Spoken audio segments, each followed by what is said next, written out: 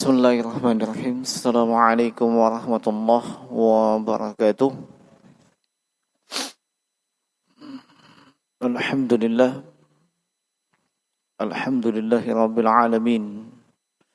Hamdan katsiran tayyiban mubarakan fih wa mubarakan alaih. Kama yuhibbu rabbuna wa yardah. Asyhadu an la ilaha illallah wahdahu la syarika lah. Wa asyhadu anna Muhammadan abduhu wa rasuluhu wa la nabiyya ba'dah. Allahumma salli wa sallim wa barik alaihi wa ala alihi wa ashabihi wa ikhwanihi wa sallama tasliman katsira amma ba'du. Ikhwani fid din, azanallahu wa iyyakum ajma'in. Walhamdulillah bini'matihi tatimmus shalihat. Kita memanjatkan pujian dan sanjungan yang terbaik hanya kepada Allah Subhanahu wa taala yang dengan sebab nikmat dan karunia-Nya lah sehingga seluruh amalan-amalan saleh dapat terlaksana dengan baik.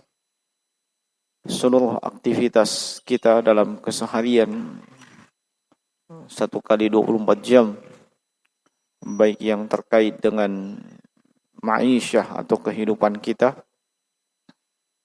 sampai dengan yang terkait dengan ibadah, penghambaan diri kepada Allah, semuanya dapat terlaksana.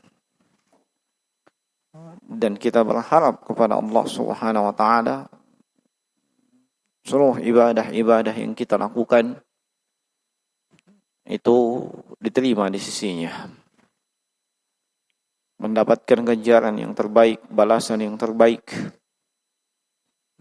yang tentunya sesuai dengan niatan kita masing-masing. Dan insyaallah ta'ala di kesempatan petang hari ini kembali kita melanjutkan pelajaran dengan tema akidah,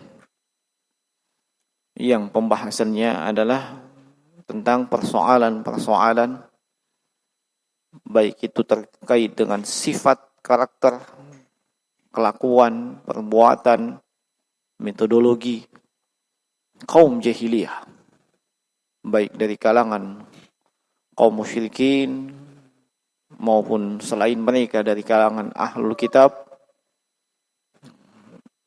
yang mereka ini dikatakan sebagai kaum jahiliyah disebabkan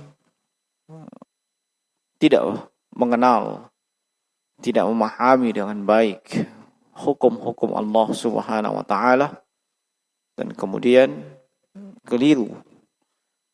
Kalaupun mereka ketahui terjadi kekeliruan di dalam penerapannya, mereka jahil. Dan itulah sebabnya sampai dikatakan jahiliyah. Nah, adapun jahiliyah secara umum, secara mutlak itu sudah tidak ada lagi sejak diutusnya baginda Rasulullah sallallahu alaihi wasallam. Tetapi yang namanya jahiliyah secara parsial, secara juz'i, kadang ada pada diri seseorang, kadang ada pada diri satu kaum, kadang ada pada sebuah wilayah. Nah, kita akan masuk ke poin yang ke 113. Poin yang 113 dari 128 poin yang disebutkan oleh penulis rahimahullahu ta'ala. Di poin yang ke 113 ini penulis memberi judul Khaltul Haqqi bil Batili, yaitu mencampur adukkan antara yang hak dengan yang batil. liyuqbala al-batil. Tujuannya, maksudnya supaya kebatilan itu bisa diterima. Kebatilan itu bisa diterima. Iya. Dan disinilah, di poin ini akan nampak bahwasanya terkadang kebatilan itu dibungkus dengan al-haq. Tujuannya apa? Supaya orang yang mendengar, membaca, menyimak, menganggapnya bagian daripada al-haq, bagian daripada kebenaran. Al-mas'alatu tsalisata asyarata ba'da al-mi'ah. Poin yang ke-113.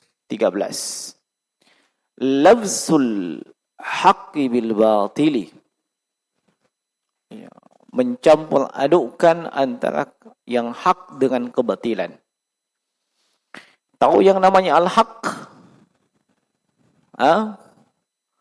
Hak biasa diterjemahkan dengan kebenaran. Ya. Nah, dan al-haq ini ya sebagaimana yang dibaca oleh Pak Imam tadi, ya, yang ada di lembaran pertama di sebelahnya di juz yang kedua, dan masih ada juga di lembaran yang lain.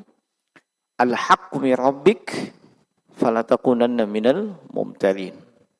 Al-haq itu ya dengan alif lam, ya, kebenaran yang mutlak itu pasti dari Allah.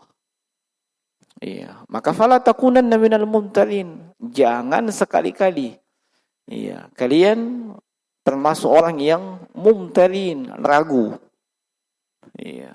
Dan ayat ini ya, diberikan penekanan taukid dengan nun taukid.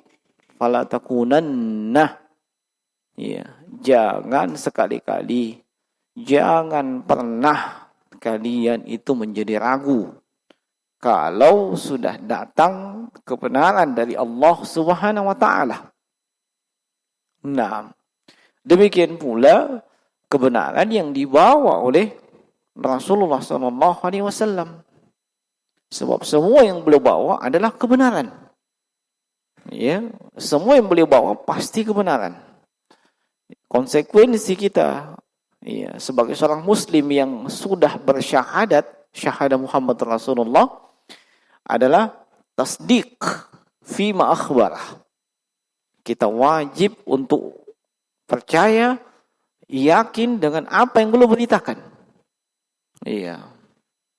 Itu di antara konsekuensi syahadah Muhammad Rasulullah. Apa yang beliau bawa? Kebenaran. Sebab yang beliau bawa itu wahyu dari Allah. Wahyu dari Allah. Allah sebutkan itu di awal-awal surah An-Najm. Wa ma yantiqu 'anil hawa in huwa illa wahyun yuha. Muhammad, ya, dia Muhammad itu sallallahu alaihi wasallam tidak berbicara an-nutqu, ya, dengan hawa nafsunya. In huwa, ya, illa wahyun. Yang beliau sampaikan ya, tidak ada lain kecuali wahyu. Yuha, yang diwahyukan kepada beliau. Nah, konsekuensi semua itu kita wajib menerima. Ya. Sebab itu adalah kebenaran. Dan tidak mungkin terjadi kontradiksi, tidak mungkin terjadi kesimpang siuran. Ya. Tidak mungkin terjadi benturan antara kalamullah dengan hadits atau apa yang Nabi sallallahu alaihi wasallam bawa. Sebab sama-sama wahyu. Ya. Kalaupun ada ya seseorang dapatkan berbeda ya konteks dalam Al-Qur'an, dalam hadits dan seterusnya, ini adalah kelemahan dari akalnya untuk memahami hal tersebut. Bukan dikatakan bahwa ada hadits yang sahih bertentangan dengan Al-Qur'an, la. Atau ada Al-Qur'an yang bertentangan dengan hadits yang sahih, enggak. Ya, enggak akan mungkin. Nah, ini al-haq. Adapun al-batil, ya, lawan daripada al-haq. Lawan daripada al-haq. Maka kenali dulu al-haq, ya, niscaya kita akan tahu namanya al-batil. Dan ya, kenali al-batil, itu akan semakin jelas yang namanya al-haq. Kata pensyarah, ya, Syekh Shalih bin Fauzan hafizahullah taala, min adatil kuffari wa ahlil jahiliyati minal yahudi wan nasara wa ghairihim, di antara kebiasaan orang-orang kafir dan kaum jahiliyah, baik dari kalangan Yahudi, Nasrani, dan selainnya. Iya, baik dari kalangan Yahudi, Nasrani, dan selainnya. Apa itu? Lafzul haqqi bil batil. Lafzul haqqi bil batil. Ma mana lafzu? Ya, al-lafzu huwa al-khaltu. Iya. Oh, dicampurkan, ditutupkan. Iya. Pakaian disebut dengan apa? Malbasun. Ya. Malbasun, sebab dia menutupi. Iya. Nah, dan suami, ya, adalah pakaian untuk istrinya, istri pakaian untuk suaminya. Ya. Nah, antum libasul lahun, ya, hunna libasul lakum. Kamu pakaian untuk istrimu, ya, dan istrimu pakaian untuk kamu. Nah, itu makna lafzu. Ya, dan salah satu maknanya adalah al-khat, tercampur. Ya. Nah,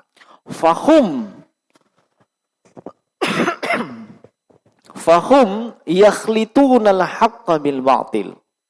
Maka mereka ini, kaum jahiliyah, mencampur adukan al-haq dengan kebatilan. Ya. Bisa juga dikatakan mencampur adukan kebenaran dan kesalahan, kekeliruan. Min ajli ayyarujal batilu. Tujuannya apa? Ya, bertujuan untuk mempromosikan kebatilan. Mempromosikan kebatilan. Atau bahasa lain, mengkampanyekan kebatilan. Iya, itu. Min ajli ayyarujal batilu. Li'annahu, kenapa? Lau kana al-batilu wahdahu. Seandainya yang mereka sampaikan, yang mereka sebutkan semata-mata kebatilan, ya, ma qabilahu ahadun, maka tidak ada satu pun orang yang mau terima. Ya. Tidak ada satu pun orang mau terima. Lakin, tapi idza lubisa bil haqqi, tapi kalau kebatilan itu dicampurkan dengan al-haq, fa innal agrara minal mu'minina wa qasiri an-nazari yaqbaluna, maka orang-orang beriman yang al-agrar, yang terpedaya, yang tertipu, atau yang pendek jangkauan akalnya, mereka akan, ya, tertipu, terpedaya, terpesona, ya, terlebih itu ditambah dengan retorika yang luar biasa. Wa yaqulun, mereka akan mengatakan hadza fihi haqqun. Oh, ada benarnya. Ada benarnya, iya, ada benarnya yang disampaikan itu. Iya. Nah, fayaqbalunahu kullahu. Akhirnya apa? Semua nak terima. Iya. Semuanya nak terima, padahal yang benar mungkin sepotong, secuil. Iya. Fahadha huwal khata'. Ini keliru. Nah, ini salah. Fal wajibu ala ahli an-nazar wa ahli al-uquli salimati. Kewajiban bagi mereka yang ahlul nazar, yang punya pandangan dan jangkauan yang luas, akalnya cerdas, pemahamannya bagus, dan akalnya itu selamat, ya. Apa itu? Annahum la yaqbaluna al-asya' ala awahiniha, yaitu mereka ini tidak menerima segala sesuatu dengan spontanitas begitu saja. Pokoknya semuanya diterima. Ya. Naam, bal yumahisunaha. Tapi dia mesti mengujinya.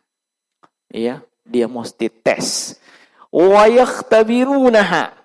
Ya, ikhtibar dengan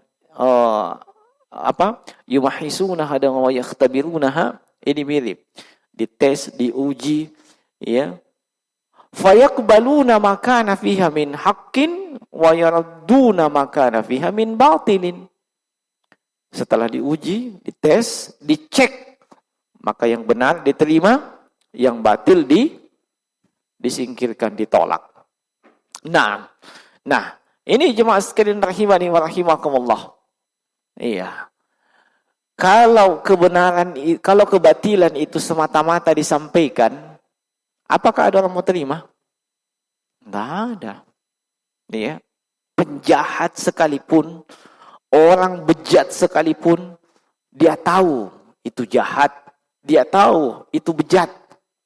Tapi coba kalau dicampur adukkan dengan kebaikan. Ya. Campur adukkan dengan kebaikan. Oh, ada juga benarnya. Ya, ada juga benarnya. Nah, apa contohnya? Contoh, ketika ada orang menyuarakan membela Islam, ya, jihad, ya, maka orang-orang yang kaum muslimin itu pasti akan bergerak.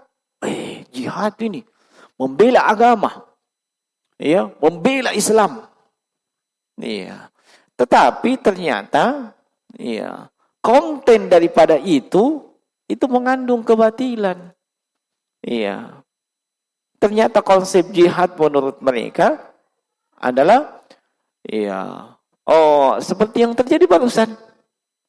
Ya, belum lama ini, yaitu melakukan pengeboman bunuh diri.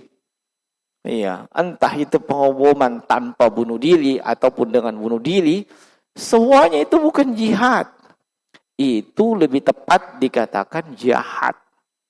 Iya. Kenapa? Iya. Sebab konsep jihad itu jelas. Iya, kita sudah pernah menjelaskan konsep jihad itu apa dan bagaimana. Iya. Di antara poinnya itu jihad harus bersama dengan ulil amri atau diperintah oleh ulil amri. Iya, ini malah kebalikannya. Iya.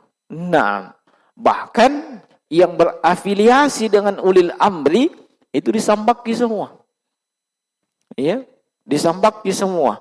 Para polisi, para TNI semuanya dibilang-bilangi apa segala macam dan dikafirkan. Iya. Nah, kalau sudah dikafirkan itu berat konsekuensinya. Dan luas. Kenapa? Ya, halal darahnya. Halal hartanya kalau sudah dikafirkan. Ya. Nah, dan itu sekali lagi bukan jihad. Ini persis seperti dengan pendahulunya. Ya, pendahulunya itu zaman namanya Khawarij. Kalau zaman mereka kampanyenya atau promosinya la hukma illa lillah. La hukma illa lillah. Tidak ada hukum kecuali hukum dari Allah. Iya, itu dia kampanyekan, dia promosikan di masa pemerintahan Ali bin Abi Thalib. Tapi antum tahu apa kata Ali bin Abi Thalib terkait dengan mereka? Ada dalam Sahih Muslim. Kata beliau, kalimatun haqqun uridu biha al-batil. Itu kalimat benar. Tapi yang mereka inginkan adalah kebatilan. Maksud dari ucapan tersebut adalah kebatilan. Iya. Buktinya apa? Sebab ujung-ujungnya mereka mengkafirkan Ali bin Abi Thalib. Pemerintah yang sah ketika itu. Mengkafirkan semua sahabat yang pro dengan Ali bin Abi Thalib. Dikafirkan semua. Itu kaum Khawarij. Ya, dengan menggunakan itu tadi slogan, semboyan dan kampanyenya. La hukmu illa lillah. Tidak ada hukum kecuali hukum yang datang dari Allah. Sambil dibacakan ayatnya yang semuanya ada di juz yang ke-6 di surah Al-Maidah. Faman lam yahkum bima anzalallah faulaika humul kafirun. Wa man lam yahkum bima anzalallah faulaika humul fasikun. Wa man lam yahkum bima anzalallah faulaika humuz zalimun. Kampanyenya itu. Ya. Kata Ali bin Abi Thalib, kalimatun haqqun yuridu bihal batil. Itu kalimat benar. Kenapa? Memang hukum yang berhak menetapkan hukum hanya Allah. Tetapi penerapannya yang salah. Ya, pemahamannya yang salah. Itu jadi masalah. Sama dengan tadi konsep jihad. Apa salahnya konsep jihad? Konsep jihad ada dalam Islam. Cuma kalau penerapannya seperti itu salah. Ya, akhirnya banyak para pemuda yang ingin hijrah, ya, dan diiming-iming dengan bisa langsung masuk surga dengan 72 bidadari. Ya, satu orang dapat 72 loh. Ya. Nah, apalagi yang belum menikah kasihan. Ya, 72 ini. Di sini satu saja tidak ada yang mau kasihan. Ya, bisa dibayangkan itu galaunya. Satu saja ini lamanya mencari. Ya. Ya, kiri kanan pergi manazar. Iya. Nah, begitu dapat yang tidak mau. Iya. Tapi dijanji kalau kau jadi pengantin dengan melakukan amaliyah, kau pasang bom sekalian mati kau syahid. Syahid dapat 72 bidadari. Bayangkan. Iya, akhirnya terjadilah apa yang terjadi. Iya. Ini semua mencampur adukan yang hak dengan yang batil. Kenapa? Jihad ada konsepnya. Iya. Nah, iya, ada konsepnya, tidak seperti itu. Iya. Ini melakukan bunuh diri. Itu dahsyat itu. Iya. Man qatala nafsahu bihadidin uziba bihi. Siapa yang membunuh dirinya dengan besi, itu nanti besi dipakai menyiksanya nanti di hari kiamat. Iya, enggak main-main. Kalau nanti disiksa pakai apa? Iya, pakai bom molotov yang kau bikin. Nah, itu bukan jihad. Sejak kapan ada konsep jihad seperti itu? Iya, sejak kapan ada konsep jihad seperti itu? Silahkan tunjukkan darinya kalau ada. Iya, ini buah dari kekeliruan di dalam memahami. Iya, ditambah lagi kampanye yang dia kampanyekan itu tadi. Ayo kita bela Islam. Iya, kita harus berjihad. Iya. Nah, kalau membela Islam, iya, kita wajib membela Islam. Iya, berjihad betul. Itu konsep perjuangan Islam. Tapi caranya tidak seperti itu. Iya. Caranya tidak seperti itu. Ini sama saja dicampur adukan yang hak dengan yang batil. Menunjukkan ada di tengah-tengah umat ini yang mengikuti langkah-langkahnya kaum jahiliyah. Mencampur adukan yang hak dengan yang batil. Ya. Nah, termasuk yang dikampanyekan apa itu? Supaya tujuannya ini supaya kaum wanita ini bebas berkeliaran, kemudian tidak peduli lagi dengan hijab, bisa berikhtilat, campur baur dengan laki-laki, ya, bisa duduk apa segala macam di posisi yang laki-laki bisa duduk di situ, maka dikampanyekan, ayo, iya, kita harus menegakkan, memperjuangkan hak asasi manusia, ya. Demikian pula dengan emansipasi. Nah, semua harus ada samanya. Ya, kalau laki-laki bisa, maka perempuan juga bisa. Ya, diperjuangkanlah emansipasi. Ya, ditambah dengan emansi kerbau dan seterusnya. Ya, hasilnya apa? Kaum perempuan yang Allah sebutkan dalam Al-Quran, wa qarna fi buyutikunna wa la tabarrajna tabarrujal jahiliyatil ula. Hendaklah kalian tinggal di rumah-rumah kalian, kalaupun kalian keluar jangan berdandan, jangan berpenampilan sebagai wanita jahiliyah. Wanita sudah keluar. Nah, wanita sudah pergi mak demo, pergi Tommy mengejar karirnya di luar rumah. Iya kan begitu? Iya, bukan lagi di rumah. Di rumah digantikan oleh siapa? Digantikan oleh asisten rumah tangga. Nah, masing-masing pokoknya emansipasi. Laki-laki bisa menduduki posisi ini, perempuan juga. Laki-laki bisa belajar, perempuan juga. Memang Islam melarang wanita untuk maju? Enggak ada ceritanya. Silakan. Iya, makanya dalam sejarah Islam dan kaum muslimin, banyak dari kalangan wanita itu menjadi ulama. Seperti siapa? Aisyah radhiyallahu ta'ala anha. Iya, tanpa perlu pergi keluar demo. Iya, tanpa perlu mengejar kali di dalam rumah. Bisa jadi ulama, wanita cerdas, punya ilmu. Iya. Sejak kapan Islam mengekang yang namanya ilmu pengetahuan kepada kaum wanita? Enggak ada. Bahkan Nabi SAW itu mengkhususkan hari tertentu untuk mengajari kaum wanita. Beliau juga mengkhususkan ketika sholat id, khutbah id, beliau khususkan khutbah untuk kaum wanita. Iya. Tidak ada diskriminasi untuk kaum perempuan. Dan itu sudah ada dalam Islam. Itu hanya kalimatul batil yang disuarakan oleh para pengusung kebatilan. Tetapi bagi sebagian orang dianggap ada benarnya tahu. Wah. Iya, kan begitu. Nah, termasuk juga jemaah sekalian, ya. Sekarang ini kalau kita mengajak fulan, ayo kita belajar agama dengan baik. Ayo kita hadir majelis ilmu, ya. Oh, hati-hati dengan si fulan. Kenapa si fulan itu? Ada masalah akidah terjatuh begini-begini. Oh, kalau dia sampaikan ada tonji benarnya. Kan begitu alasannya. Iya. Makanya apa? Hasilnya gado-gado.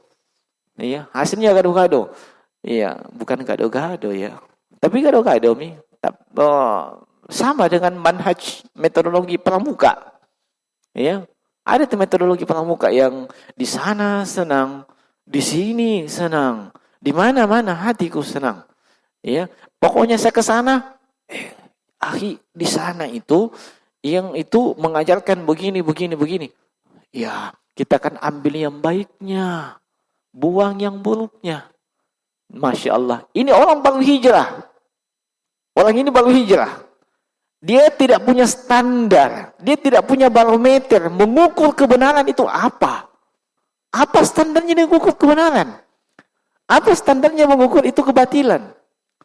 Apalagi kalau dicampur adukan kebatilan dan kebatilan dari kebenaran. Seperti kata Syekh, iya, kebenaran dikasih masuk di kebatilan.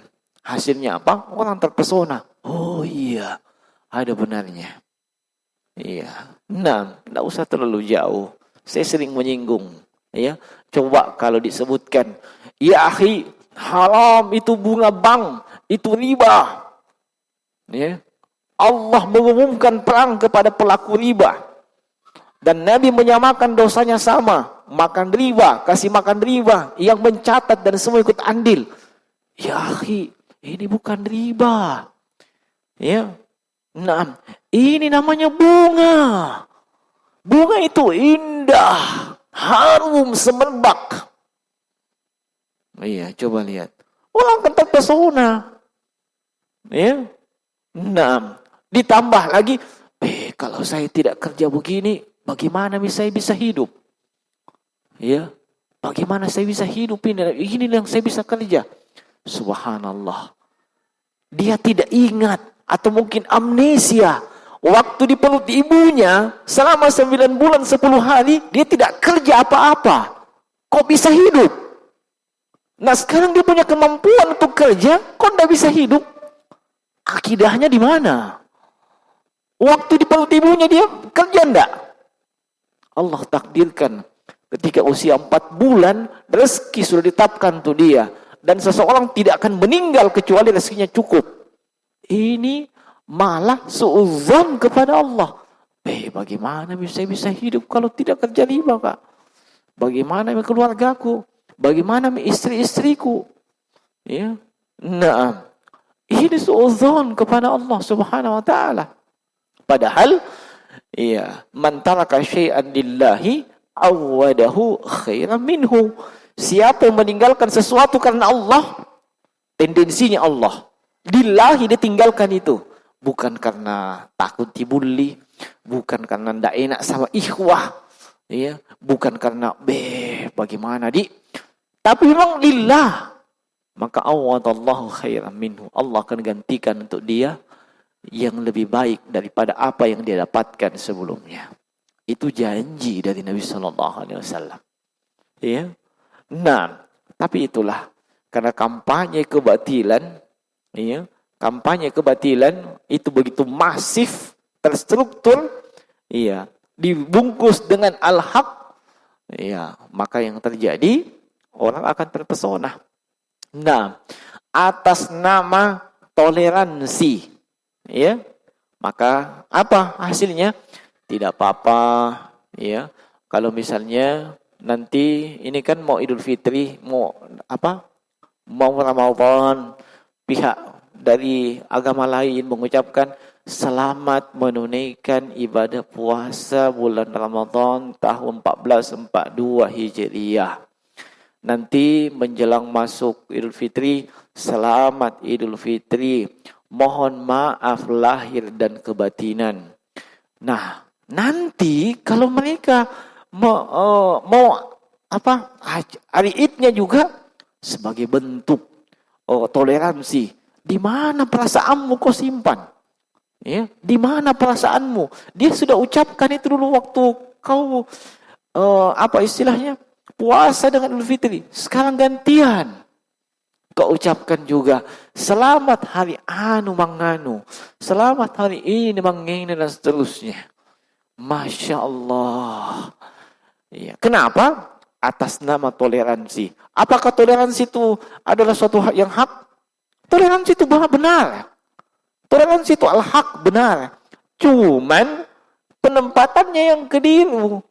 Iya. Toleransi itu ranahnya sosial kemasyarakatan. Enggak ada hubungannya dengan akidah. Enggak ada hubungannya dengan ibadah. Silahkan toleransi.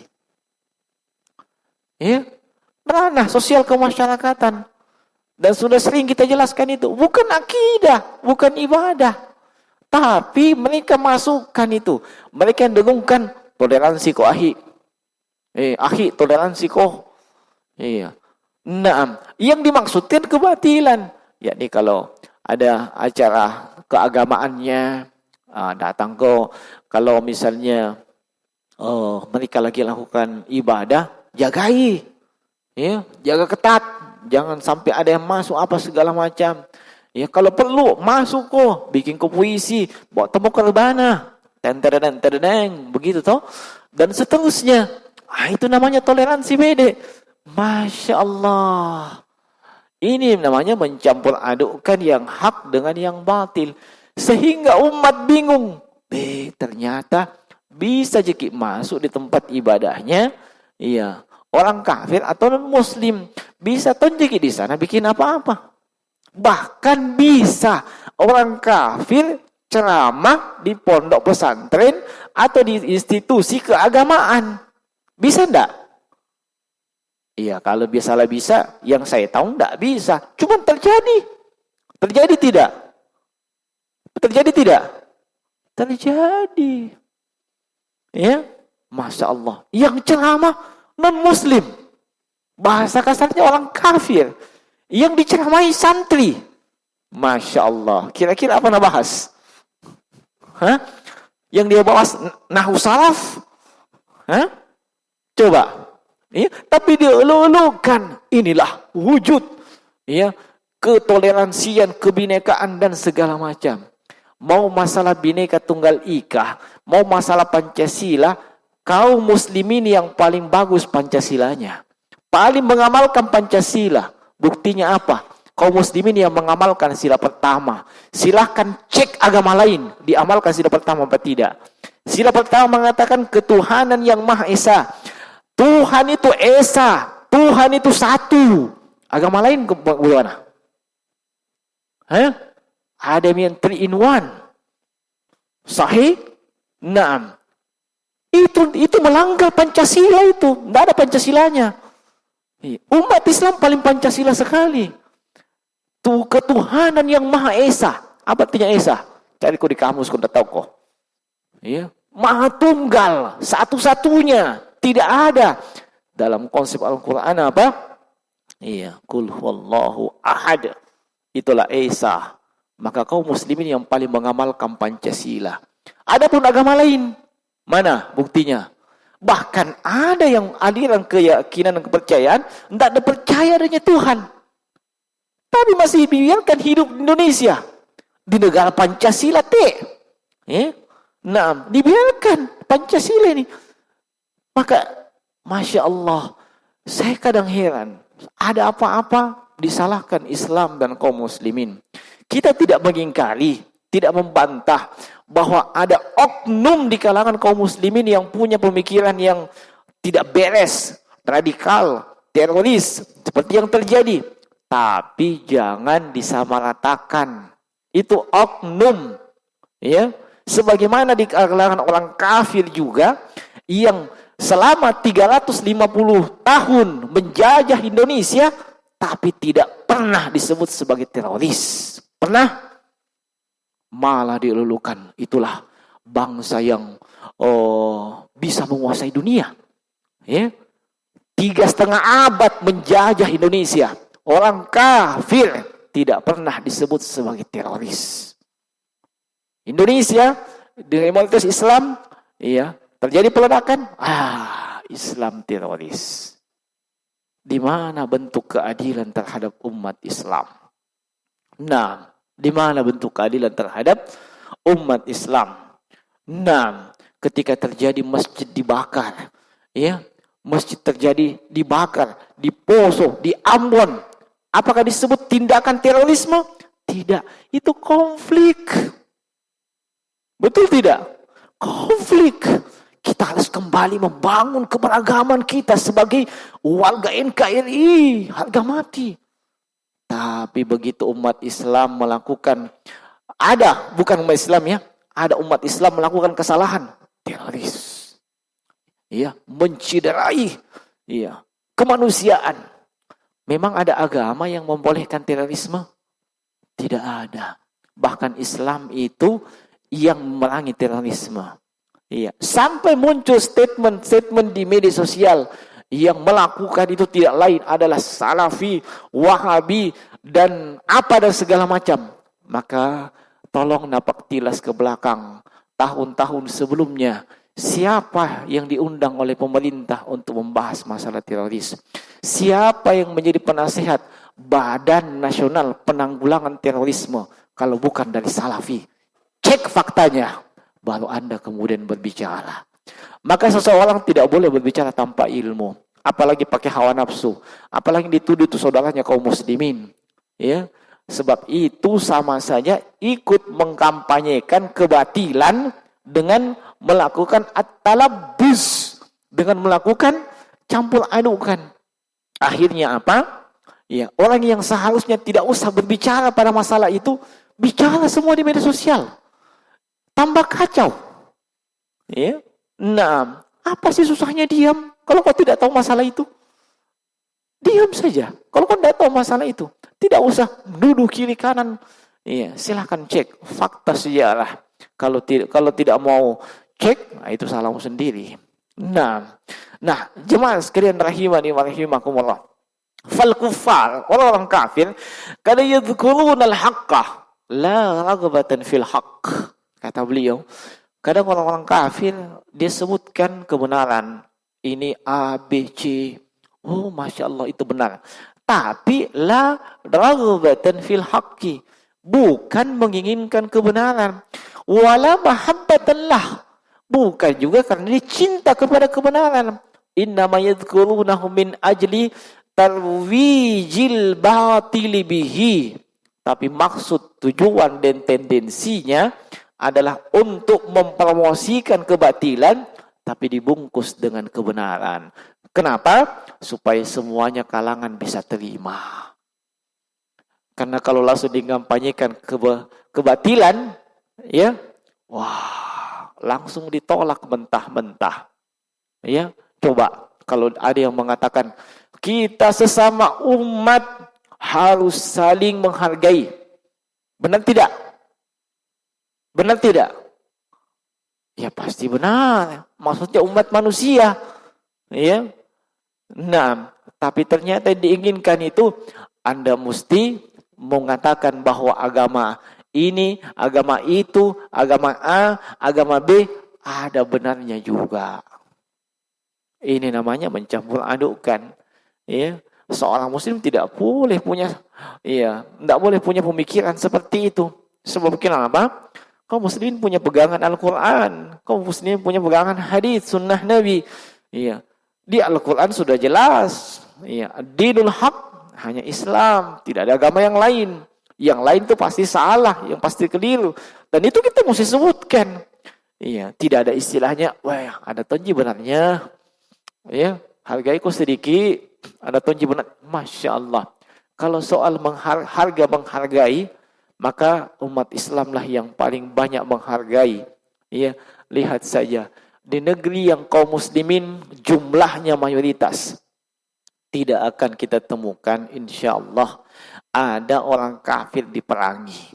Ya, di negeri, di wilayah, di teritorial yang di situ umat Islam mayoritas dari sisi kuantitas jumlah tidak akan memerangi yang namanya non-muslim adalah seorang kafir. Tapi coba sebaliknya. Kalau non-muslim atau orang kafir yang jumlahnya mayoritas, apa yang terjadi? Terjadilah yang sudah terjadi. Ya, terjadi yang sudah terjadi. Dan kita sudah tahu faktanya. Nah, maka jangan pernah menggembosi kaum muslimin, jemaah sekalian. Tapi jangan juga maksudnya kita itu kemudian mencampur adukan yang hak dengan yang batil. Itu kebiasaan kaum jahiliyah. Ya. Kebiasaan dalam Islam bagaimana? Dia menyuarakan kebenaran dan mengamalkan kebenaran, dia terima kebenaran. Ya, tidak mencampur adukannya. Iya, itu kebiasaan Islamiyah. Iya. Orang yang menolak kebenaran setelah datang kebenaran itu kebiasaan orang jahil. Walamma ja'ahum kitabun min indillahi musaddiqun lima ma'ahum wa kanu min qablu yastaftihuna 'alal ladzina kafaru falamma ja'ahum ma 'arafu kafaru bi fala'natullahi 'alal kafirin. Ketika datang kitab ini sudah mereka nanti-nanti, Al-Quran musaddiqul lima ma'ahum, yang Al-Quran membenarkan kitab yang mereka pegang, membenarkan Taurat, membenarkan Injil. Falamma ja'ahum ma'arafu, ketika sudah datang itu kafaru bi, mereka malah ingkari. Maka fala'natullahi 'alal kafirin, sungguh laknat Allah terhadap mereka yang mengingkari kebenaran tersebut. Dan orang yang menolak kebenaran itu adalah ciri manusia yang sombong. Dan orang yang sombong itu diancam dengan masuk ke dalam neraka. Nah, Nabi SAW itu pernah ditanya oleh para sahabat, Innar rajula yuhibbu ayyakuna thawbahu wa na'lahu jamil. Thawbahu jamil wa na'lahu jamilah. Ada orang yang dia ingin pakaiannya bagus, sendalnya bagus. Apakah itu sombong? Nabi katakan itu bukan sombong. Nabi katakan itu bukan sombong. Yang sombong itu kata Nabi, batalul haq wa ghamtun nas. Orang yang menolak kebenaran dan meremehkan manusia. Itu sombong. Enam. Yang di awal hadits Nabi sebutkan, la yadkhulul jannata man kana fi qalbihi mithqala dzarratin min kibrin. Tidak akan masuk surga orang yang di dalam hatinya ada seberat biji zarah. Mungkin saya cuma bahasa saya saja. Orang yang dalam hatinya ada kesombongan sebesar kutunya kutu. Kecil sekali itu kesombongan, tapi ada. Bayangkan, kutu saja kecil, ini kutunya kutu. Nah, kalau itu ada dalam hati seseorang, tidak bisa masuk surga. Nah, tidak masuk surga. Nabi sebutkan begitu. Dan kesombongan itu salah satunya menolak kebenaran. Nah, umat Islam kebiasaan mereka menerima kebenaran, mempelajari kebenaran, menyuarakan kebenaran. Ya, itu. Dan tidak mencampur adukan kebenaran dengan kebatilan. Adapun kebiasaan jahiliyah, mereka tahu kebenaran, mereka tahu kebatilan, tapi dicampur adukkan supaya bisa mempromosikan yang namanya kebatilan. Dan ini konsep kebiasaan jahiliyah.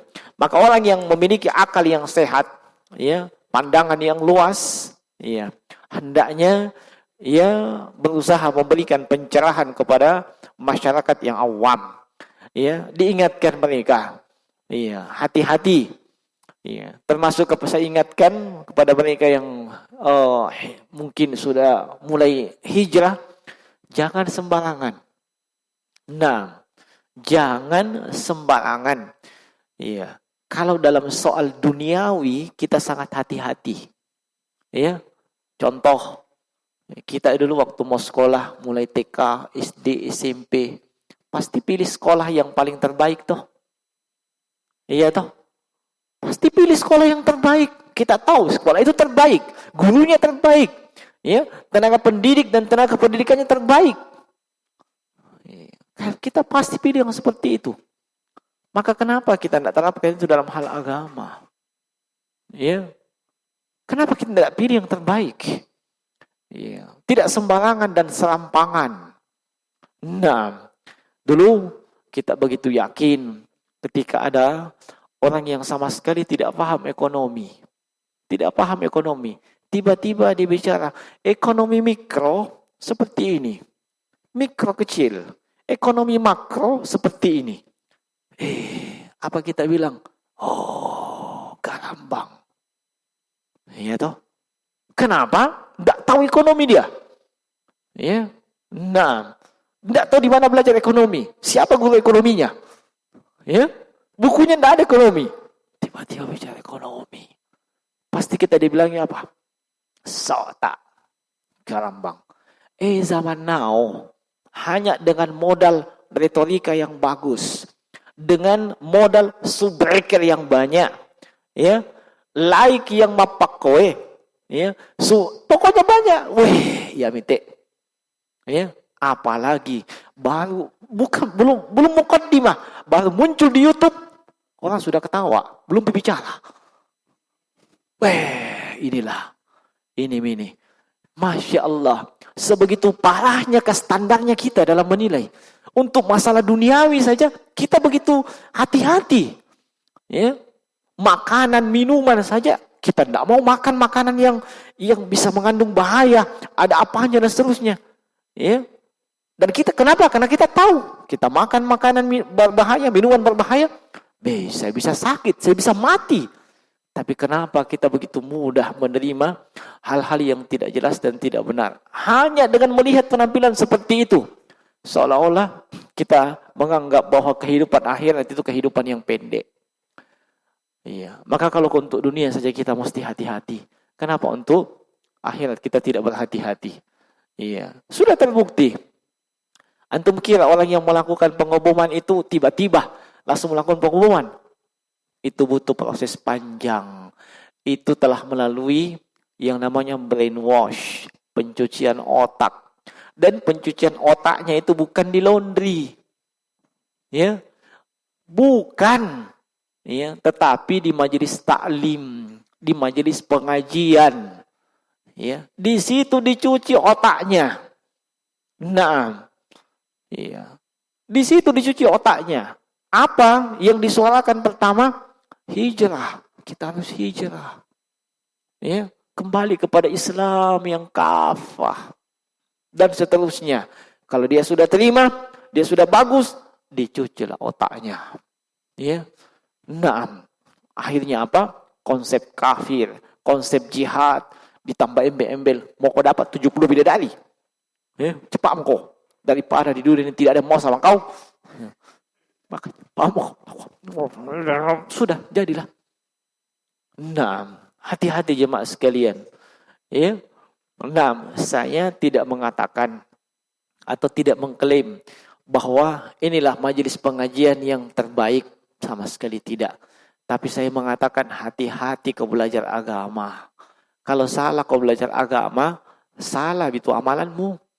Ya, sebagaimana dulu waktu sekolah kau salah kau belajar, salah juga hasilnya. Nah, hati-hati, ingatkan kepada saudara kita. Iya, apalagi majelis taklim yang terselubung, tersembunyi, dikasih masuk sendal kalau masuk ke situ. Nah, waspada kok. Ya. Kemudian pengajiannya tengah malam, Pi. Ya, tengah malam. Enggak boleh begini, nanti banyak yang tahu. Tidak pakai mikrofon, enggak ada live-nya. Ya, kalau pakai live begini bisa dicek. Ya, si fulan itu sok tak atau apa. Tapi ini tidak, tersembunyi. Makanya karena pengajiannya jalan, iya, orang-orang yang punya pemikiran seperti itu tetap akan muncul. Ibaratnya dihancurkan satu, muncul 1000. Maka ketika Anda menilai seorang itu punya pemikiran terorisme apa tidak, jangan menilai dari penampilan. Jangan menilai dari penampilan. Sebab iya, penampilan itu bisa sama, bahkan identik, bahkan jauh lebih nyunnah. Tapi yang membedakan itu adalah isi kepalanya. Itu hanya bisa diketahui setelah kita berdiskusi, berbicara dengan dia. Baru kita tahu, ini orang punya pemikiran khawarij, punya pemikiran radikal, punya pemikiran terorisme. Bukan dari penampilannya. Ya. Nah, sebab tidak ada ceritanya penampilan yang nyunnah itu disebut sebagai penampilan yang radikal. Tidak ada ceritanya. Ya, kalau itu dituduh sebagai penampilan radikal, penampilan nyunnah, maka Anda menuduh penampilan Nabi itu radikal. Nah, tapi yang bedakan itu isi kepalanya. Dan isi kepala itu, iya, itulah yang dicuci. Nah, maka hati-hati ya. Termasuk di sini, ya perlu juga waspada. Bikin keamanan. Ya. Nah, bikin seksi keamanan. Nah, hati-hati. Orang-orang yang tidak dikenal tiba-tiba muncul, waspada kok. Tapi jangan tersinggung ya. Ya. Nah, jangan tersinggung. Atau mungkin setengah abad baru muncul, dicurigai kok, jangan tersinggung. Ya. Nah, hanya kita khawatir jangan sampai sudah mau di brainwash di tempat lain. Ya. Itu masalahnya. Iya. Sudah mau di brainwash di tempat lain. Nah, sekian dari jemaah sekalian. Ya, yang kesimpulannya hendaknya kita jangan mencampur adukan yang hak dengan yang batil. Iya, tetapi hendaknya kita mempelajari, menyuarakan, mengamalkan dan membela kebenaran dan tidak mencampur adukannya. Wallahu taala alam. Subhanakallahumma bihamdika asyhadu an la ilaha illa anta astaghfiruka wa atubu ilaik. Assalamualaikum warahmatullahi wabarakatuh.